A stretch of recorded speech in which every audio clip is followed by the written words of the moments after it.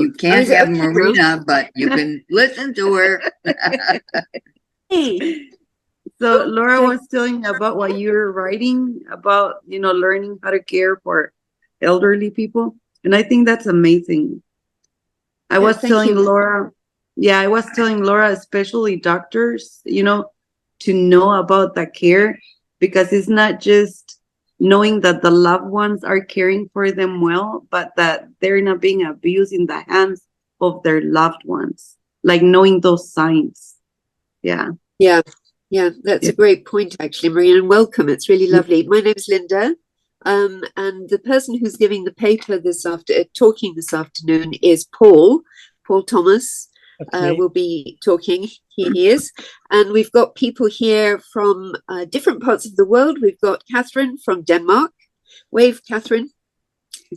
And we've got Peter over your side of the pond in the US, and the rest of us are at the moment in the UK, in England.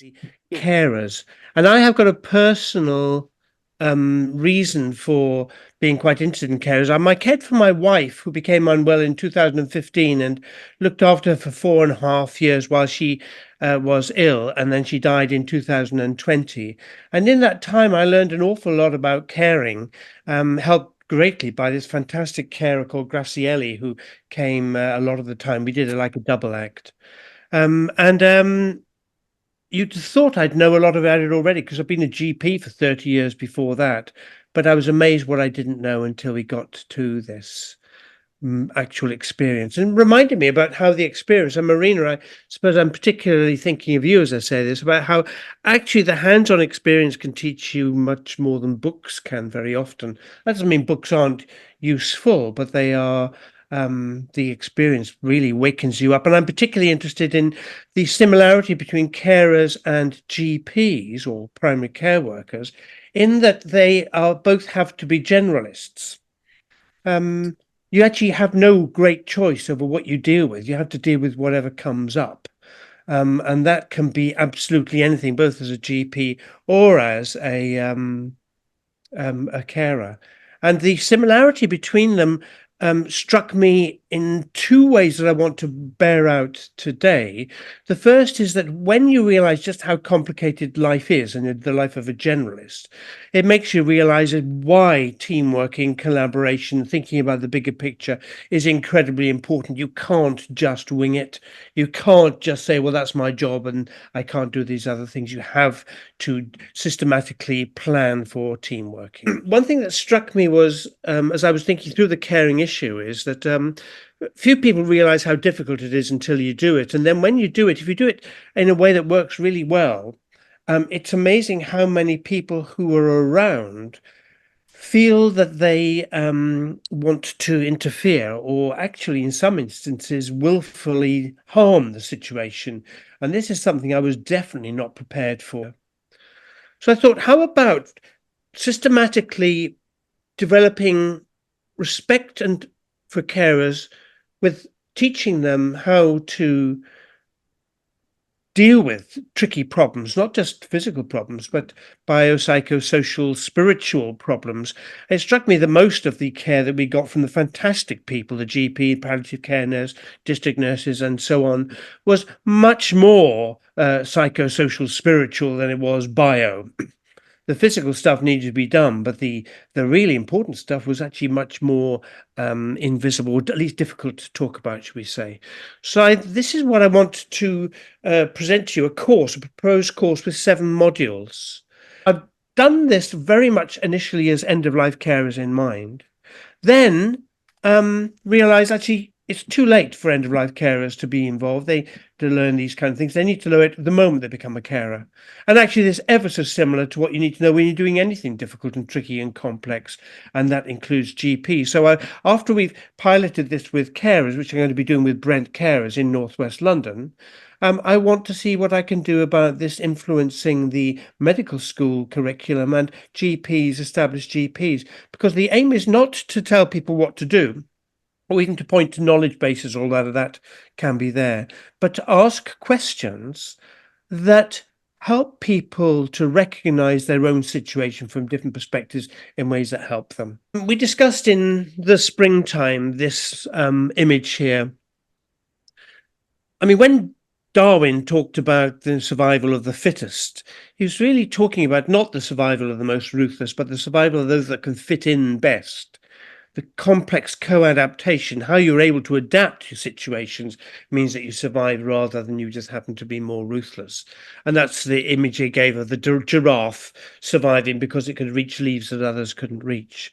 So that idea of complex co-adaptation is a thread running through all of this. Life is not a simple, straightforward machine. Life is full of unexpected encounters and routes that are not straightforward. Linear and atomized thinking is in many respects part of the problem, because people imagine that that may be what's going on in their lives and act on that, and then they make mistakes, because that's not at all what's going on. So what this image shows here is the person on the left who's overwhelmed with big issues, policies, politics, patient expectations, just head overload, has the choice to stay safe, inverted commas, and panic and go back into detail, or to take a risk to go under an umbrella every so often and stand back and look at things with people in order to review direction. And that this can be a metaphor for how we address life in any complex situation, although I was particularly applying this, of course, to the end of life care situation, but any situation, because life is inherently complex, and at times you really can go under an umbrella to look at things in a more circumspect way, refocus on the direction, go in that direction for a little while, then go under another umbrella and do it again. And that is the kind of image we're wanting to get over in this. And the course is pretty much dependent. The questions, the 7 questions, are about how do you navigate this kind of image. One tiny little thing I want to point out, on the left-hand side, you see a box that says unspoken challenges and can't read the last word, but anyway, difficulties, things that you daren't speak about. And when you've got trusted relationships and been around with the people for a little while, it really can be possible to say those unspoken difficult things. And there you can see under the main umbrella in the middle there, such a box being opened. So that is the image of development that we're wanting to put forward. Next slide. This is proposing infrastructure before the course, or in association with the course for carers, that I think could really help systematize this kind of thinking. The first is that carers and the home of carers, with people they're caring for, receive continuity of care from different disciplines who develop as multidisciplinary teams around their homes. I mean, we all know that continuity of care is a wonderful thing when you can achieve it. It's very difficult to achieve. And also team working is very difficult to achieve when everyone's working to different bosses, geographic areas and whatever.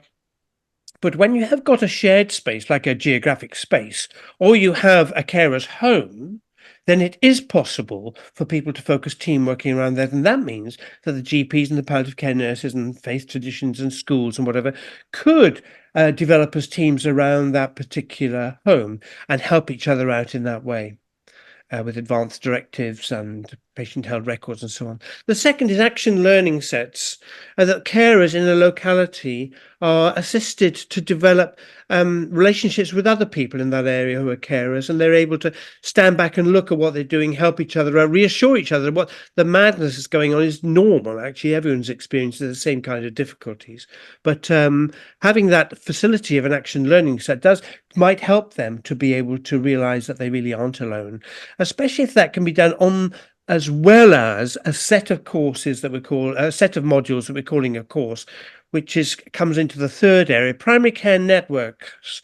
Some of you out of England won't necessarily know what that is. It's a geographic area of about 50,000 population where GPs are expected to collaborate for health and care, and in many cases they do. That place could provide authority to describe the kind of thing I'm saying, and indeed set up these kind of courses or support them. So the module 1, they tell us your story. Not only what is your story, but how can I see my situation from different perspectives? One thing I didn't quite appreciate when I became a carer is that everyone involved sees things differently. people expect different things to be happening in the caring roles. They're coming wanting to see different things happening, and a lot of people projecting their anxieties into the situation, and simply acknowledging that can be pretty helpful. Now, each of these 7 modules has got 3 sub-questions, and each of those 3 sub-questions has got 3 areas to focus on. Somewhere inside the story, this module will be, well, what is meaning? What is health? What is identity? And we will go down the route there of McIntyre's ideas of narrative unity, that the human beings, people are storytelling animals. So we tell ourselves a story. So when you see a fact or an action, you're seeing a snapshot of a story in evolution.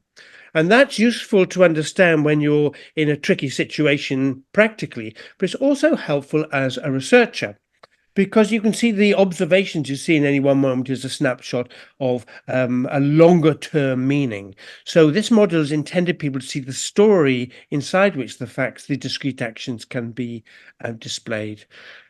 Number 2, what story strands in my life matter to me? I'm talking now as a carer, because you land in this situation of being a carer and imagine that you've got to hand over your entire life to the person you're being cared for. Actually, you are quite an important actor in this, and you can develop yourself, develop your skills in the role of a carer. What story strands matter to me, and what story strands matter, the third one, matter in the life of the person I care for. Now that, by the time you just put a little few extra words and sentences onto those 2 things, you've effectively described a community of people who care about the situation. And I like to think that in terms of meaning, each of us is the lead actor in the feature film that is our lives, and the co-actor in the feature film of other people's lives. And my job, in a way, is to try and make that story meaningful. And a healthy death would involve not only be meaningful for the person who's dying, that they end that story well, but everyone else involved also is able to move their life stories on more meaningful by having been involved. So those ideas and the literature related to them would appear in this module. And then this is module 2, the things, the doing bits.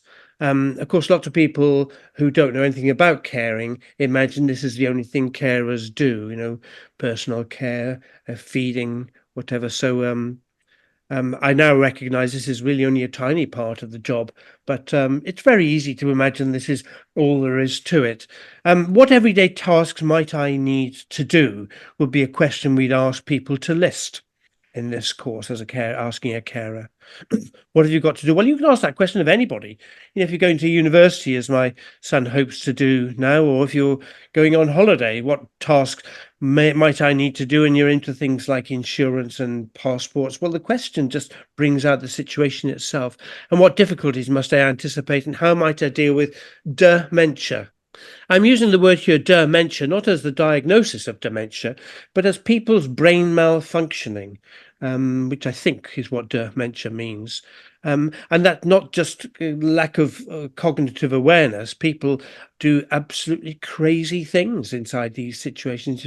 I cannot fathom why people imagine that they could take other people's lives like this, but it does happen a lot in this territory. How do you deal with it? How do you think about it? Module 3, health for all involved. What do I want to achieve?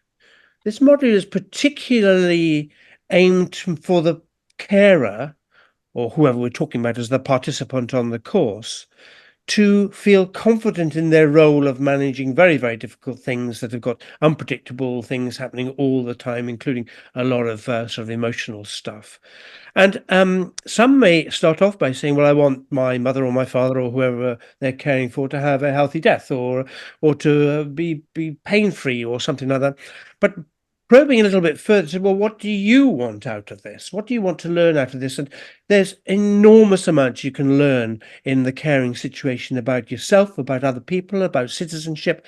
And it strikes me that when this starts happening at scale and carers really think about their role in society and what they may be in the future, there's careers in this. I mean, good carers, as Laura has already just primed us on, and I hope you're still there somewhere, Marina. My screen doesn't allow me to see you, but you're clearly in this category of your super best, which is rare and wonderful, and probably can be, to a certain extent, taught or at least appreciated.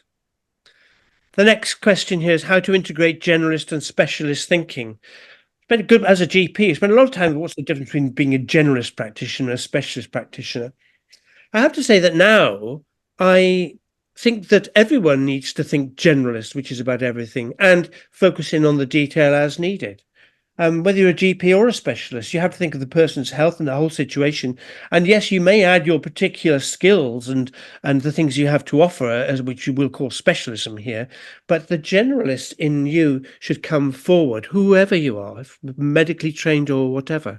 And I would like to push that a bit further, the idea of switching your mind, wherever you are, a mind, from thinking about the bigger picture, what you've got to do, to the specialist detail.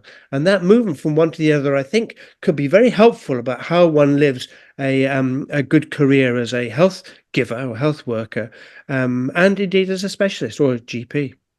What does leadership as sense making mean? This, I think, comes from Carl Wake.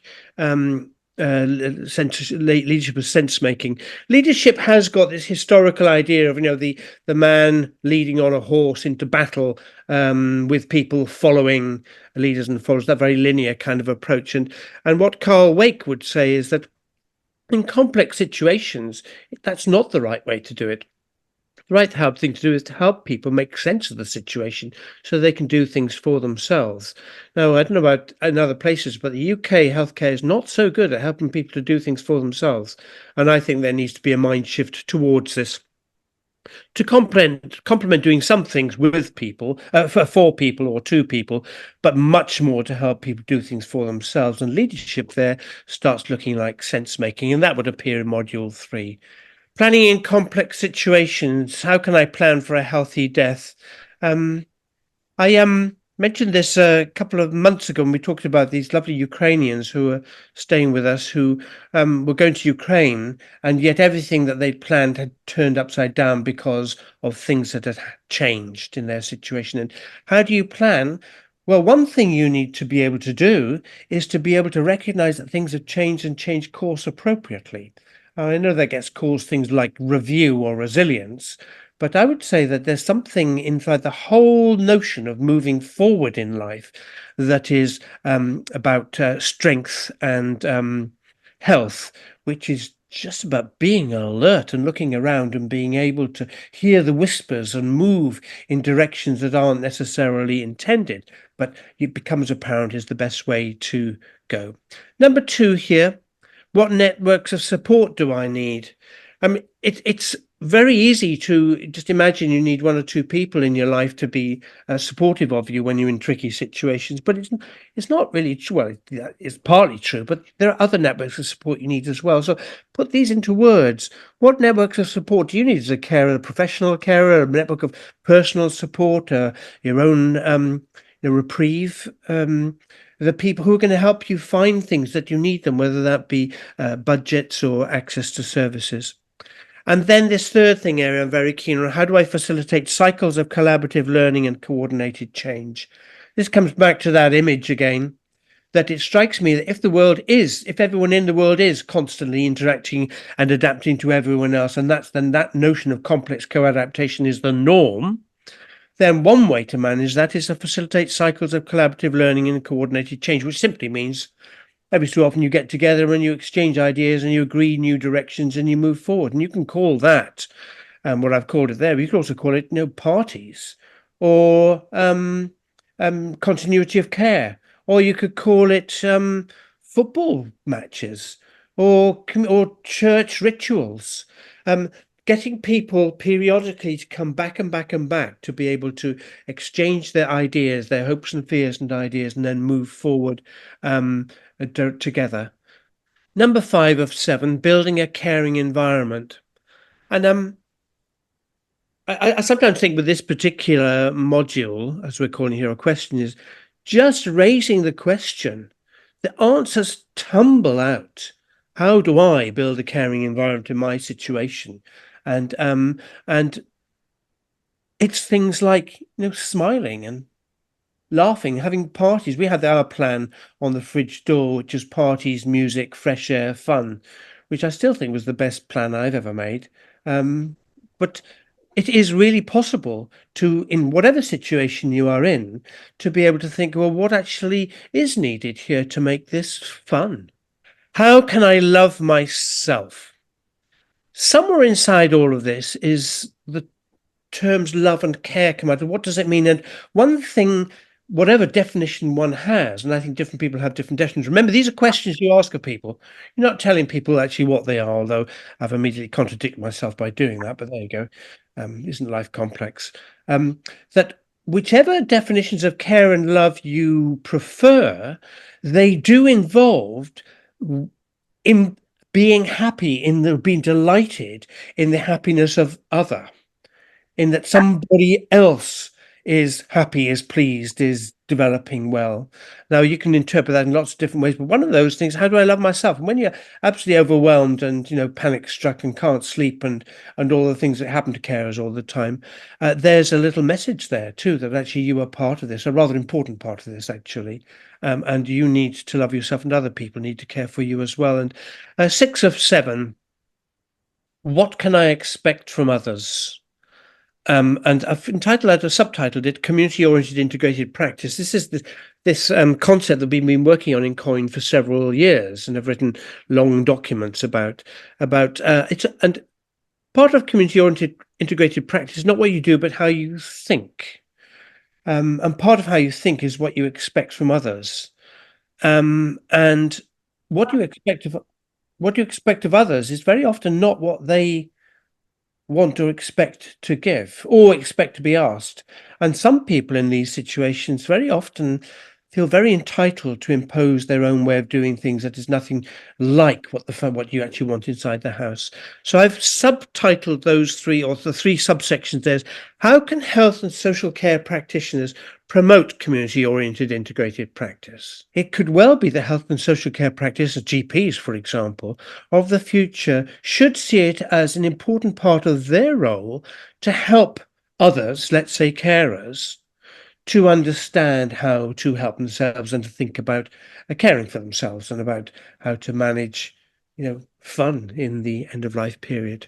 And then, secondly, how can universities lead cycles of collaborative learning and coordinated change? Now, I know that Linda Lang and John Spicer will be talking about this in July, and I'm particularly fond of Guber and Lincoln's ideas of fourth generation evaluation. It's a book they wrote together. Egon Guber also wrote the wonderful book Paradigm Dialogue, where he described the different assumptions made about the world, about 3 very different ways of thinking about research, which would include positivism, which is like looking down a microscope, critical theory, which is about looking at connections, interconnected things, and constructivism, which is about complex co-adaptation, the co-creative bits, as 3 very, very different lenses to look at evaluation. And they wrapped those 3 ideas up, Guber and Lincoln did, into an idea of, you identify the community that's involved with the evaluation,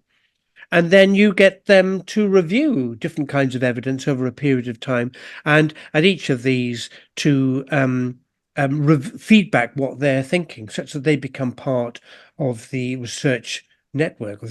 And I would have thought that universities collaborating with primary care networks, or geographic areas of some kind or another, or communities of one kind or another, could produce extremely helpful, mutually beneficial things. How can music and the arts develop compassionate communities? See, one of the difficulties with words is they themselves are atomized bits of what we want to communicate. They run into the same kind of problems as atomized linear thinking. Unable to really easily see the complex co-adaptation and beauty and unexpected things that happen in life. So words don't do that very well. I'll tell you what, music is rather good at it, actually. This evening I had this wonderful opportunity in a primary school, to watch some kids who are 9 and 10 play on the stage things they've learned, and I was jaw-droppingly wonderful to see the creative aspects of, in this case, young children, but older people too. And it just shows you how music, the arts, dance, theatre can really help you see more depths about health and meaning than words very often can. Grief. Yeah, how to turn bad into good. And I think it was one of Barack Obama's advisor that said, never waste a good crisis. And whenever there's something bad going on, if you think, around the edges a little bit differently, it's really amazing what you can do to make good come out of it. You have to consider that it is a possibility. And grief is one of them. I mean, the loss, it's a very, very painful thing. And of course, it starts long before somebody dies. It happens the moment you fear the loss, actually. You can have grief long before somebody's even approaching death. But the sense of loss of somebody else who you care about, which is in a way losing yourself because we are entwined with each other, is an opportunity to turn bad into good. And that bad, which I'm talking about the pain, can be turned into good by, well, recognize it may be possible. And then saying who needs or could value from this. And that can impersonate the person who's dying, the person who is caring, and everybody else as well. We have twists and turns and hopeful endings. The word hope there is quite important because when people die, again, Peter, sort of half looking at you with your notions of being a good ancestor. Hope comes from all kinds of places. And it doesn't mean just hope to live longer. I mean, hope about seeing people you care for finding a good way forward, but they're hoping that people who just are blind to the harm they're causing can open their eyes. These are all can be very hopeful things. Moving a community forward, developing, trusted relationships can all be really quite wonderful things. And then helping someone to tell their life story can be incredibly empowering. Even just to talk about it or put it on video or into a book or something like that. And in those twists, in the storytelling comes all the twists and turns that have been rather forgotten along the way. And those strands can be picked up. My mother, for example, who turned 99 a couple of months ago, had never mourned her or had a memorial or funeral for her husband, aged 24 when he died. He was a pilot in the Navy in Malta when my brother was 6 months, my half brother was 6 months old. And he flew onto the aircraft carrier and was unable to take off again because there was a glitch in the mechanism was meant to slow the plane down. So he ended up in the drink, and they've never recovered the body. So he's never had a funeral or a memorial. Well, we gathered all the people on a Zoom meeting a bit like this a few weeks ago and did it then. And it was incredibly powerful, not just for my mum, who had never had the opportunity to actually put it into words, but also the grandchildren and the extended network and people who were involved in one way or another. I think there were about 20 people on the call. Not so difficult to do. A lot of interest, a lot of good. And how can I use loss to find new tunes that harmonize with old tunes? It's about that music metaphor as well, And then finally, how can I project positive parts of myself? This photograph was taken last Sunday by a friend of mine who lives in Rio. And she is somebody who I've got tremendous respect for following through this kind of thinking. She was born in a favela in Rio and run away from home aged 5 to escape difficulties, and then managed to find herself on the world stage and move around and develop businesses here and there. And this is from the bar that she set up in Rio, called Escondinho, which is rather a pretty place, I think. So there is now, out of coming nothing and poor beginnings, comes the resilience to have people around for parties and fun and whatever. And that can be all of us, It's quite easy to give up along the way when actually things look a bit tough. I think universities are important in this, and as you know, and as you said, John and I are writing, and Sanjeev from the medical school in the University of Anglia Ruskin. We're looking at how universities can be involved with the development of undergraduate and postgraduate education in all professions, not only medicine. But I think there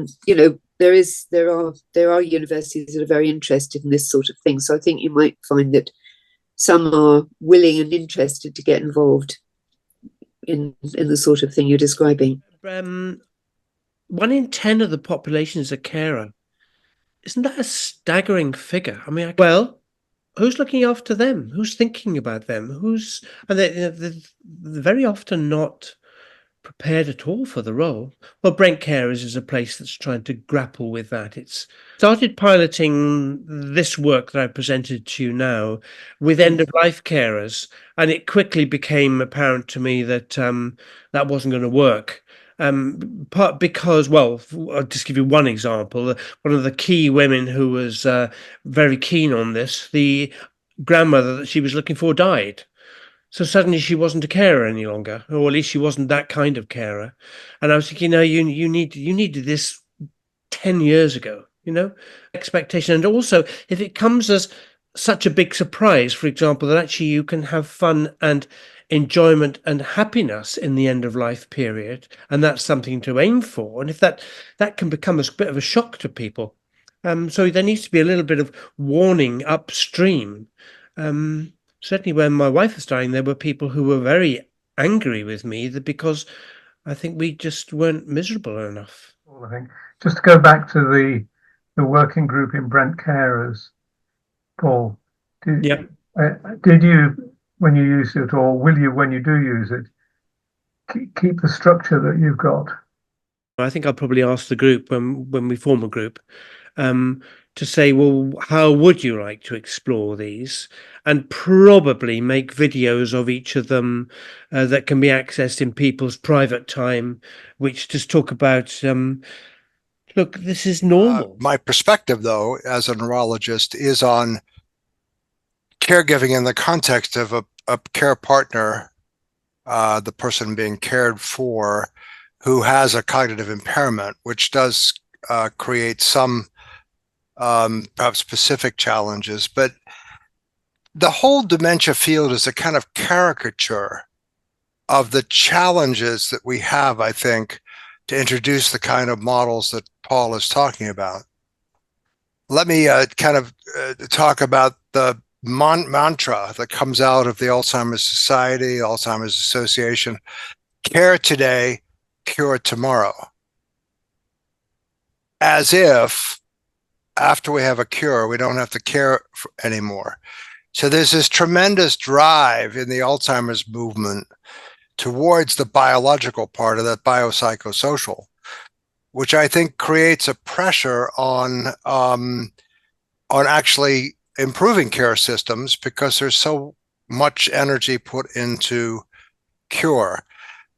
And then the other thing, which I wanted to just say in the same kind of vein, presumably caring is a part of life in general. And in the UK, you use the word carer. In the US, we tend to use the word caregiver, which there's kind of been an international movement to try to get rid of. Because what I sometimes would say, if I applied a label of, let's say, dementia to the person with the cognitive impairment, I automatically, in this kind of context of negativity, assign a label to the other person as the caregiver. And so the whole way of thinking about care within the dementia field is distorted by false expectations about medical interventions and the whole medicalization process that tends to make somebody the patient and somebody else a different kind of patient. They've got a label too, caregiver burden, and then instantly we're trying to medicalize that and create ways of treating caregiver burden. So I kind of rose to saying that I think the dementia caregiving experience has special characteristics, but its perhaps greatest opportunity is to see the exaggerations of how bad the medical model can impose itself on human relationships. And this may well be more Sanjay's territory than mine, but it strikes me that the mental health aspects of all of this are huge, and the links between mental health and social health in the territory when people aren't thinking straight, whether that's dementia or someone who's just overwhelmed.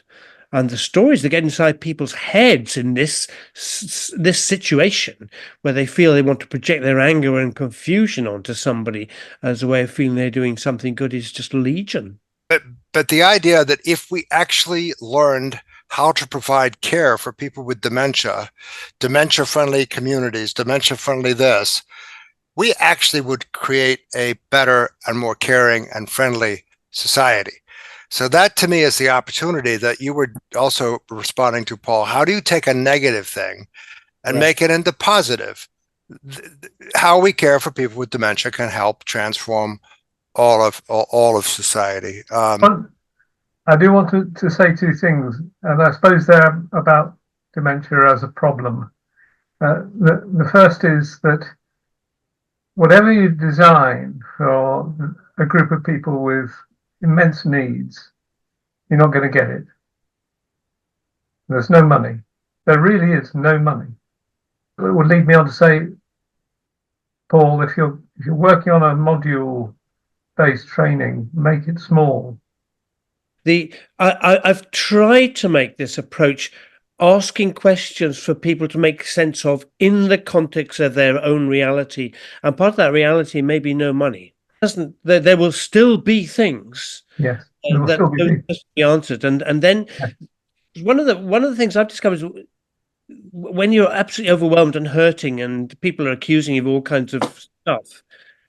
To be honest, to be able to say, well, with the very best will in the world, I did everything I could, and looking back, I can't see how I could have done it terribly much better, because given what I knew at the time, that's what I had at the time, whatever, that was it.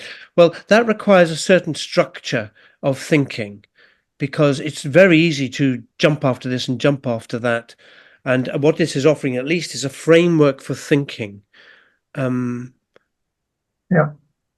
agreed. The other thing I wanted to say was, we forget at our peril the malignant social psychology of caring. It can be harmful. It can be done deliberately because it is harmful, and it's a way of being cruel. Trying to take away people's agency strikes me as something that a lot of people who think of themselves as carers do, but then so do a lot of other people too, men and women, trying to enforce their ways onto other people. And I see quite a lot of it in the caring environment. We've certainly seen it. Look at the reports on maternity care, COIP and the other one, and read the descriptions of the way in which pregnant women are mistreated by midwives, and how that's a repetitive phenomenon. It isn't a rogue midwife that's doing it. It's the culture. Some are worse than others. Some of the behaviour is more entrenched and more normalised, and it is very concerning.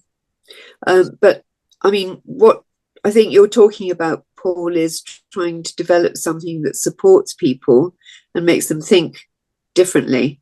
Yes, it strikes me that human beings do need some sort of sense that we're good enough, or we're able to do things. And I've certainly come across carers who have had enough because they weren't getting anything much out of it themselves, and they started misbehaving very, very seriously, which I think maybe what Steve is referring to, including being very cruel. Way I can identify with that, because when I was caring for my dying father, I didn't always find people who were helpful or supportive. I found some people who were anything but they were quick to criticize. So that would be the first thing I would say to you. You also asked, Paul, for us to write down things that made sense to us. Okay, so I've been doing some of that. The first thing I'd like to say is where you talked about randomized controlled trials. Now, I've had this sort of conversation in the setting of public health before, because public health is another area where randomized controlled trials may be the right way forward, but they may not. And then the other thing that's occurred to me is what Steve just said about there is no money, and that the fact that we can say what we like, but somebody will always say, well, that's very interesting, but there is no money. And that is where the sort of world which we've been talking about butts head with the world of, you might like to call atomized reductionist thinking or whatever. And that is a conundrum we have always struggled with in this group, finding a way to reconcile those two ways of looking at things. Because if we don't find a way of reconciling it, I fear somehow we will just go on plowing our own lonely furrow. We have to find a way to actually do what we think is right, as we've been doing, but also to make a difference and an impact to other people who don't necessarily think that same way. So that is very important, like to educate the family, because it is very easy when family are taking care of loved ones for others to come in and then just ruin everything and see everything from a different point of view, not realizing that it is not like just what you guys were talking about. It takes a whole team, it's not a one person. It's not, and it can end up turning into burden, even no matter how much you love your loved ones. It is important that there is a team involved and that people are educated on not just how to care, but how to support the ones that are caring for our loved ones. Well, I think it's more like, actually, if you're not part of the care, if you're not on the boat, going the same route that we're going, then get out of it. Don't be part of it. Opinions are good, but what matters is more actions when it comes to caring for someone. So I think it's a really interesting part of the conversation, because Marina's been working with my mom for how long? Almost a year? A year. Almost a year. And since June, over a year. And we have a couple of different caregivers who come in, and Marina's mom's favorite. And I would do anything for Marina to be here. And so would Mom. But that she sat me down a week ago when my husband was in town and told me to get out, like go get a break. I was worn out. I was tired. I was trying to be 24/7. And I was starting to wear down. So it was really helpful for her to both show my brother, who was only visiting shortly, all that we were doing, and also to help me as the main carer to take a break, and that the team will carry the load. And so having somebody like Marina to tag team with, and who listens to you guys were talking about agency. My mom is still calling all the shots. She's right here listening. And she was commenting while you guys were talking, that we still do everything her way. The way she wants it, how she wants it. She directs everything. Marina does a good job of listening to that, and I think I do too. So that she has agency and a sense of control over things that she used to do perfectly fine by herself, but now needs help to do. And that when I'm worn out, it's okay for me to step away because I have a team to rely on. And that I know that when I go out and run errands, that Marina is going to be fantastic with Mom.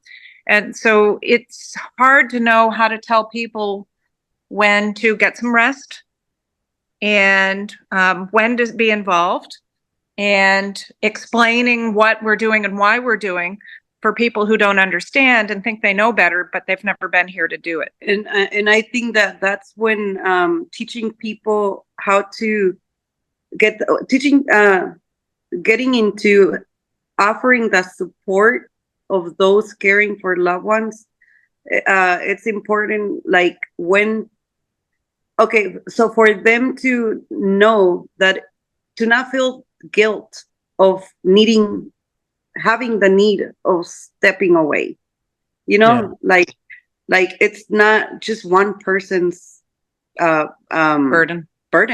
Yeah. Permission. yeah, so you know, helping them how not to feel guilty if you can't, if you have to, you know, like you have to step aside, you have to take a break. It's okay.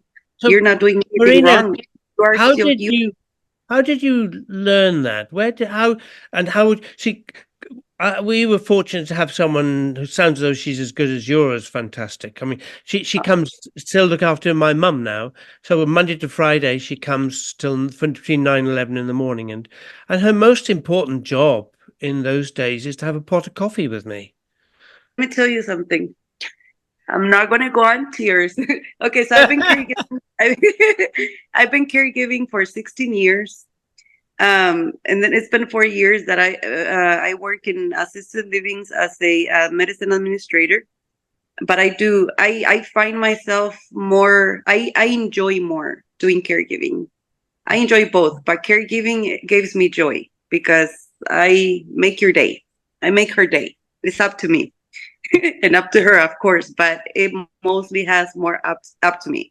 So I enjoy it. I enjoy what I do for a living. But when I started caregiving, I came across the first place where I worked. There was this lady that she was very wealthy before she ended up with a stroke. Nobody's expecting a stroke.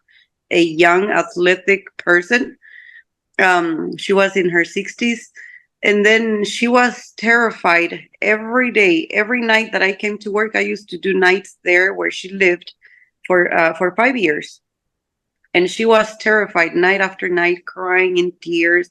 She rather wanted to die than keep living. All she talked about was dying, and the reason why is because she was so wealthy all her life. She lived a very good life, and she was scared because she was going to run out of money, and then she was going to have to go to a state facility. And then so like I felt sorry for her, and I'm like, I wonder if there's a way I can help her. And here I was, a single mother of 7 kids, and still I'm like, you know what, her life is miserable. I'm going to bring her home. So I brought her home. She couldn't work, of course. And then she was on not even on disability because it had not been approved because she had money. So she had to ridiculously lose all her money to be approved for disability. So I was supporting her. I was working 5 nights, and I was taking care of her 7 days a week.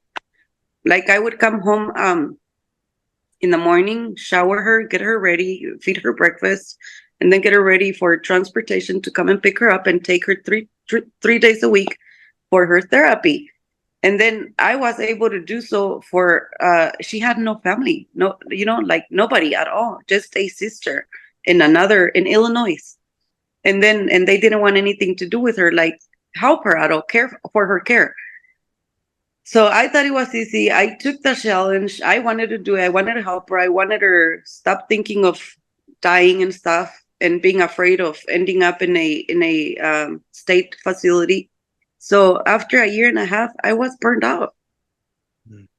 You know?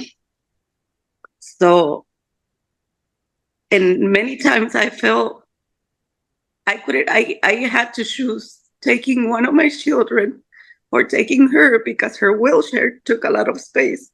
So trying to do the good thing for somebody else that I cared for and loved divided my own family. So that's a very I feel bad, like how can I leave her behind? She needs me. Or how can I just take my kids and just do my thing as a mother? There was guilt. So it's hard. So that's how I learned from experience. And then it got to, she was in our life for a year and a half. So thank God that when I said I can't and I told my family, one of my sisters was like, no, I'll take her home. So she bounced from home to home. Oh, really? Oh, that's a lovely, that's So sort of my sister, bittersweet end to a very difficult story. But my sister's story was different. She was a housewife, and her husband was like, "Yeah, bring her," because she was part of the family. Like every time I went to visit my family, she was with us, so everybody knew her. So my sister was like, "No, we'll take her home." So they took her home. They cared for her for 3.5 years, and then for free too, And then eventually she met someone at a physical therapy. she met someone, and she got together with that person. And she's till this day she's happy. She has her significant other that cares for her. I'm going to make a film out of that story. Yeah, but you've also described how important it is that the person has agency, and you've identified that as being a really central aspect, and that's what you're doing at the moment for Jackie, making sure she's in charge, which is brilliant. Yeah. Well, I think that's what I was telling Laura that time when I told her, take a break. You are still a wife, because many times I didn't forget that I was still a mother, but because I didn't have support from anybody else, I was just a caregiver for many, for a lot of time. So, yeah. I think part of the story too, in one of our other caregivers, Rose, she and her sister also care for people like Jackie, and she had her father in care a year ago, and so it comes back to the community part of the story, Paul, is that we're all family, we're all community, we're all taking care of one another, and that it really doesn't matter what your title is. Yep. We talk about that professionally, like whether or not you're the doctor or the nurse. It actually doesn't matter if you're the husband or the wife. That at some point, the title isn't the point. It's how able are you to be with this person, with their agency, and whatever you have to offer. So that role isn't always the same as matches what the title is: spouse, friend, neighbor, caregiver, hired, lay health. That you bring what you can to the relationship, and you make sure you don't spend yourself out. And you rely on others to remind you when you need to be tagged out. And that's the sign of a true collaborative team, is that you're all bringing what you can to the relationship. I did think quite a lot about Paul, you mentioned how the importance of sort of normalize and talk about the things that you experience as a carer, because it isn't normal when you start and you don't really know what to expect. And we were talking about, well, it costs money and what can you do and all these things. But it did strike me that in a community like Denmark, where if you are a new mother, you are assigned by the municipality to a group of other mothers for emotional support to share sort of experiences, what is normal with a baby when you're about to take care of this new human life. But for some reason, we don't have a care group for when you're about to take care of an adult, which is also another human being, and what to expect. And I was sort of just playing in my mind with what it would actually take, because these mother groups, as we call them, I don't know if you have a similar in the UK, are actually fairly unfunded. What it is just a municipality who are connecting people who give birth around the same date in the same area, and then all they do is meet up and meet up in a series where they maybe could get some questions like the one you said to talk about, and it doesn't really cost us much. And it means a tremendous lot to these women. And it's actually, I can't remember the study, but there was some studies done that it actually did prevent some sort of maternal health, mental states, sort of postpartum depression and whatnot. So it could actually be a great fit for a lot of carers to sort of be put together if you are a home carer for some reason, maybe connected by a GP if it's possible. Yes, there is a similar thing in this country. It's for some people, there's a national organisation that gets expectant parents together before the birth, and very often afterwards they stay as a group. It's informal, but it does work. But it's a really good model you're describing, and you're suggesting there might be something for people who look after adults, and that kind of comes back to Paul's course and his ideas about having communities to enable carers to work together and learn with, from, and about each other. Do the faith communities in Denmark have a particular role in this or not? Not really. I'm sure that churches do make up privately, but religion don't seem to take up much space over here. I know that you can go to church, and we have support groups, and I know there's a lot of groups in particular specific illnesses. I mean, like yeah. but no, it is for everyone. So everyone's offered a mother, father, or parent group, depending on whether they're mixed or together, and they tend to stay together for a long time. And it is very much just a model of sort of get signed on and off you go, and then it's up to you if you want to continue or not. It sounds very well orchestrated, much more so than it is in the UK.